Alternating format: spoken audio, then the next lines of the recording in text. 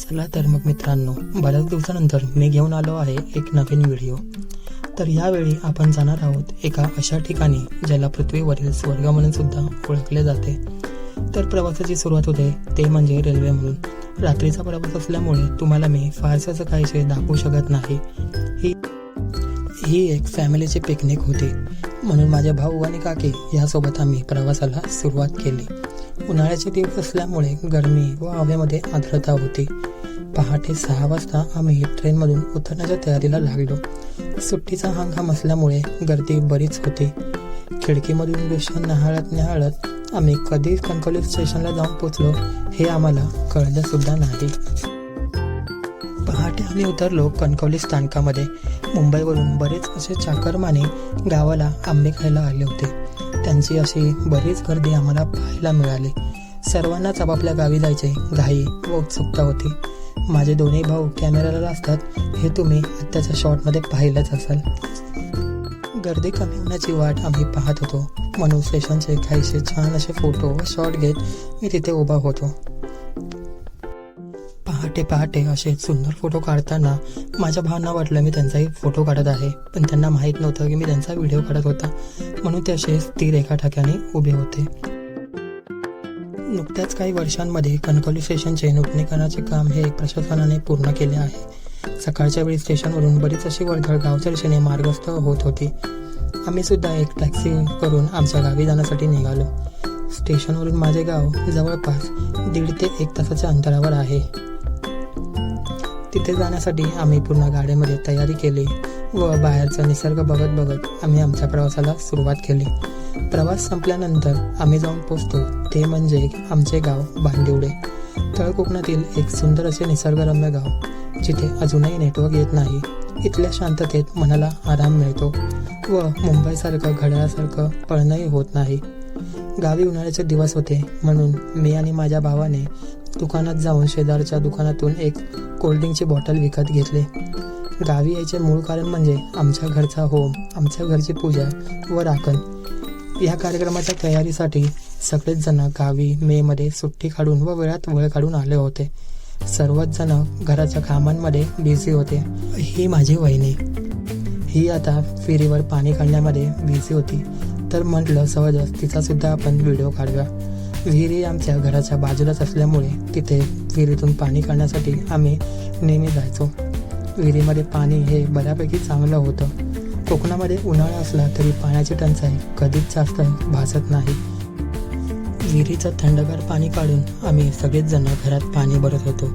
त्याच प्रकारे प्रत्येकजण काही ना काही काम करत होतं. जशी माझी आई इथे घराच्या अंगणातील तुळशी वृंदावनाला साफ करत होती, दुसरीकडे माझे 2 भाऊ हे झाडामधून होमासाठी काट्या काढत होते. हे सगळं कामं झाल्यानंतर आम्ही सगळेच खूप थकलो होतो व दमलो सुद्धा होतो. यामुळे आम्ही आमच्या कुलदेवाच्या मंदिरामध्ये जाऊन सगळ्यांनी आराम करायचं ठरवलं. तिथे दुपारच्या वेळी खूप अशी चांगली हवा वाहते. त्याच मंदिराच्या शेजारी आहे आमच्या गावच्या देवीचं म्हणजेच महालक्ष्मी देवीचं नव्याने बांधलेलं मंदिर. या 2 मंदिरांचं दर्शन घेऊन आम्ही परतीच्या वाटेवर निघालो. परतीच्या वाटेला असतानाच मे महिन्यामध्ये कोकणातला पाऊस आम्हाला बघायला मिळाला. कोकणामध्ये पाऊस आणि कोकणाचं हिरवळ हे बघण्यासाठी खूप असं भाग्य लागतं. तिथे आम्ही सगळेच जण चालत गाव फिरायला निघालो. गावातून फिरता आम्ही रस्त्यामध्ये खूपसे असे गाई गुरं यांचे गोठे पाहिले आणि तेच पाहता आला पाऊस. संध्याकाळचा पाऊस आणि तोही कोकणामधला बघण्यामध्ये काही वेगळीच मजा होती. कोकणामध्ये चिरीमिरी असा आवाज करत पाऊस पडत होता. तिकडेच आम्हाला पावसातून आम्ही पुढे आमच्या नदीवर जाण्याचं ठरवलं. तुम्हाला या व्हिडिओमध्ये तर बघायला मिळत असेल तर इंद्रधनुष्यही होतं. गावच्या नदीवर पोचल्यावर आम्ही तिथे बसण्यासाठी गेलो. तिथेच ॲक्च्युली आमच्या गावामधलं 5G नेटवर्क येतं. बाकी आमच्या गावात कुठे 5G नेटवर्क येत नाही. गावच्या नदीवर पोचल्यावर सगळ्यांनी तिथे फोटो काढले, व्हिडिओ काढले व संध्याकाळच्या सूर्यास्ताचा आनंद घेतला. मी आणि माझा भाऊ सुद्धा व्हिडिओ काढत होतो. घरी परतीच्या वाटेवरती एक बकरींचा कळप तिकडनं जात होता. ते बघत आम्ही आमच्या घराकडे वाटचालीला लागलो.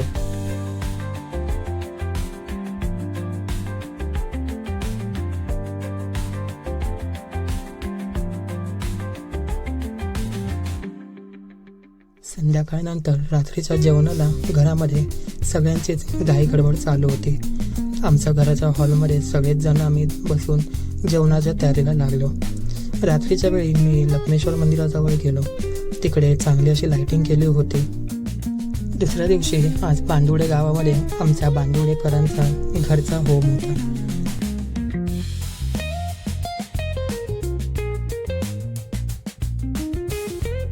होमाच्या तयारीसाठी बरे भटजी सुद्धा आले होते व माझा दादा आणि वहिनी या पूजेसाठी बसणार होते.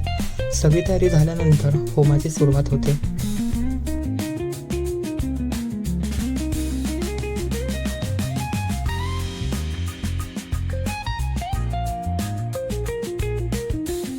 घरच्या माझ्या वहिनी आणि काकी या सगळ्या जण बाहेर घरामध्ये बसले होते, कारण की आतमध्ये होम चालू होता.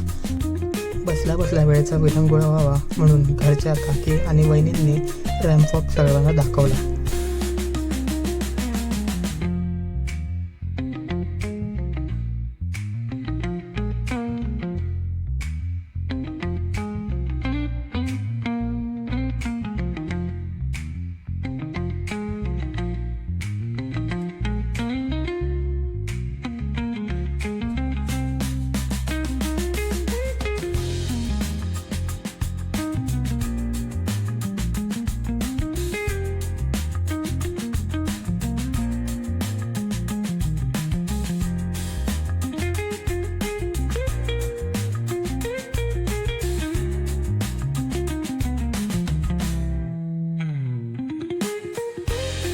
घरचा होम झाल्यानंतर माझा दादा आणि वहिनी हे देव बदलण्यासाठी आमच्या देवालयाकडे निघाले.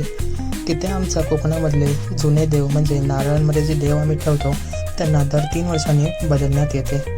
ते देव बदलल्यानंतर आम्ही त्या देवांची आरती करतो व पुढचं आयुष्य सुखात जावं यासाठी आम्ही सर्व प्रार्थना करतो.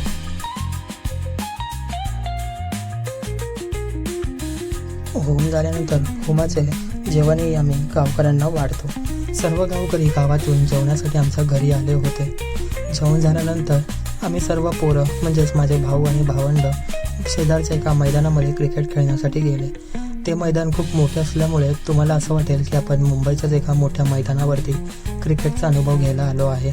तिथे माझा दादा हा बॅटिंग करत होता व माझा भाऊ बॉलिंग करत होता. संध्याकाळी क्रिकेट खेळून दमल्यानंतर सर्वांनी रात्री अंगणामध्ये हौजीचा खेळ खेळला. हौजीच्या खेळामध्ये सगळेच जण सहभागी झाले होते. हा अशा प्रकारे आम्ही पहिला दिवस संपवला. दुसऱ्या दिवशी आमच्या गावच्या देवीची पूजा होती. मंदिराचा 1 वर्षाचा जीर्णोद्धार असल्यामुळे त्यांची पूजा ठेवली होती. तशीच पूजा आमच्या घरी सुद्धा संध्याकाळी ठेवली होती. कोकणामध्ये पाऊस आल्यामुळे संध्याकाळी लाईट गेली होती, त्यामुळे अंधारातच आम्हाला पूजा करावी लागली.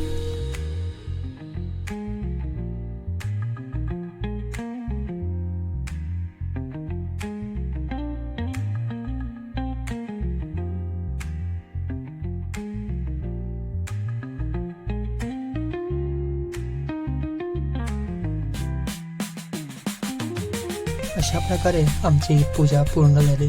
पूजा पूर्ण झाली तरी सुद्धा बाहेर पाऊस काही विश्रांती घ्यायचं नाव घेत नव्हता. पूर्ण गावामध्ये पावसामुळे मस्तपैकी थंडावा आला होता. रस्ते ओले झाले होते व झाडांना हिरवळी वाटत होते. रात्रीच्या वेळी देवळाच्या बाहेरच वेगवेगळे नृत्य प्रकार व कार्यक्रम होते. या आमच्याकडे आलेल्या बचत गटाच्या महिला होत्या, ज्यांनी हा सुंदर असा डान्स आम्हाला सर्वांना करून दाखवला.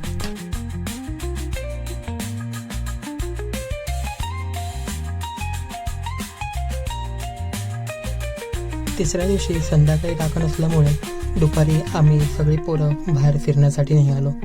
गावामध्ये फिरण्यासारखं जास्त असं काही नाही आहे, पण तरीसुद्धा आम्ही जिथे वाट जाईल तिथे आम्ही चालत राहिलो. हे माझे भाऊ, आम्ही सगळेजण नदीवर जात होतो. तिकडे जाताना आम्ही बरीच अशी मस्ती चालत होती. नदीवर पोचताच आम्ही फोटो व व्हिडिओ काढायला सुरुवात केली. ही नदी म्हणजे बांदिवडे गावातून जाणारी गड नदी. गड नदी ही पुढे जाऊन अरबी समुद्राला सुद्धा मिळते.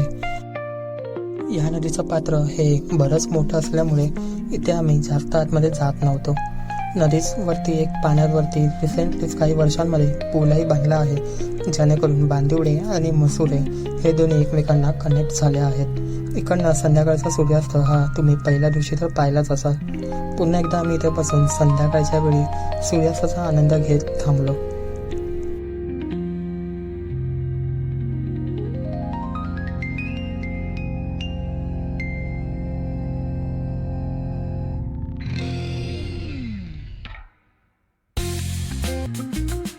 संध्याकाळच्या सूर्यास्ताचा आनंद घेऊन आम्ही निघालो आमच्या परतीच्या प्रवासाला. आज होता राखण द्यायचा दिवस, म्हणून मी जास्त काही तुम्हाला या व्हिडिओमध्ये दाखवू शकत नाही. घरातले आम्ही मुलं सगळे राखण देण्यासाठी निघालो.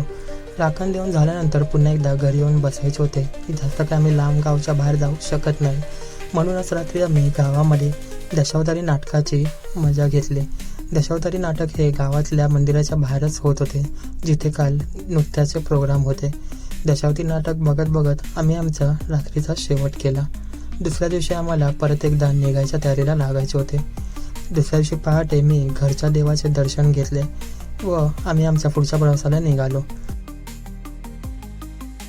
पुढील ठिकाण होते ते म्हणजे संपूर्ण महाराष्ट्रातून जिकडे लोक यात्रेसाठी येतात, ती म्हणजे आंगणेवाडीची श्री भराडी देवी. भराडी देवीच्या दर्शनासाठी मी, मम्मी आणि माझा भाऊ आम्ही तिघं रिक्षातून निघालो. देवीचं मंदिर हे खूपच सुंदर व शांत असं आहे. देवीच्या मंदिरामध्ये दर्शन घेऊन आम्ही बाहेर येऊन आम्ही तिकडे फोटो काढले. श्री भराडी देवीचे मंदिर मसूर गावातील आंगणेवाडी येथे आहे. मंदिराचा परिसर माळरानाने वेढलेला आहे. तेथील शांतता वातावरण भाविकांना आकर्षित करते. मंदिरात देवीच्या पाषाण मूर्तीची पूजा केली जाते, परंतु या मूर्तीचा फोटो काढण्यास मनाई आहे. या देवीचं दर्शन घेऊन आम्ही पुन्हा एकदा आमच्या घरी आलो. रात्री आमच्या गावामध्ये क्रिकेटचे सामने रंगणार होते. ते क्रिकेटचे सामने बघण्यासाठी आम्ही सगळे गेलो होतो. चौथ्या दिवशी घरातले सगळे जण आपापल्या वाटेला जायला निघाले. प्रत्येक जण वेगवेगळी गाडी करून आपापल्या घरी जाण्यासाठी निघाले. सगळ्यांचीच ट्रेन ही वेगवेगळ्या टायमाला होती व अशा प्रकारे आमच्या गावचा प्रोग्राम हा पूर्ण झाला. सर्वांना बाय करून आम्ही सुद्धा आमच्या तयारीला लागलो. आमची गाडी आल्यावर आम्ही सुद्धा आमच्या गाडीमध्ये बसून परतीच्या वाटेला निघालो. परतीच्या वाटेला परत एकदा आम्हाला 1 तास ओलांडून कणकवली स्टेशनवर यायचे होते. ट्रेन बराच काळ उशीर असल्यामुळे आम्ही खूप वेळ ट्रेनची वाट बघत स्टेशनवरच उभे होतो. जेव्हा ट्रेन आली तेव्हा ट्रेनला चढण्यासाठी सुद्धा बरीच गर्दी होती. AC डबे असल्यामुळे आम्हाला काही चिंता अशी नव्हती. ट्रेनमध्ये नाश्ता करून आम्ही आमच्या प्रवासाचा शेवट केला.